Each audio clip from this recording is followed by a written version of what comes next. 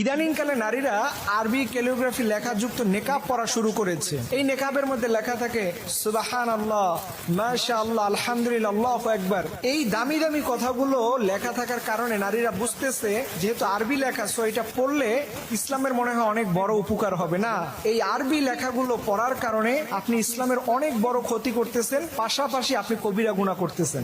এর কারণ হচ্ছে এই আল্লাহু আকবার, সুবহানাল্লাহ, আলহামদুলিল্লাহ এগুলো সাধারণ কোনো আরবি নয়।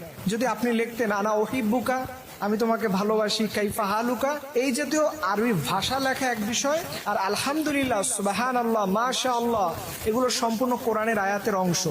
সো এই জাতীয় লেখাগুলো পড়ে আপনি মারাত্মকভাবে কবিরা গুনাহ করতেছেন। দেখেন এটা কিভাবে হয়। নারীরা যখন বিভিন্ন জায়গায় সফর করে, এই সফরের সময় অনেক সময় তাদের টয়লেটে যাওয়ার প্রয়োজন হয়। যখন একজন মেয়ে টয়লেটে যায়, ঠিক তখন সে আল্লাহু আকবার, সুবহানাল্লাহ, আলহামদুলিল্লাহ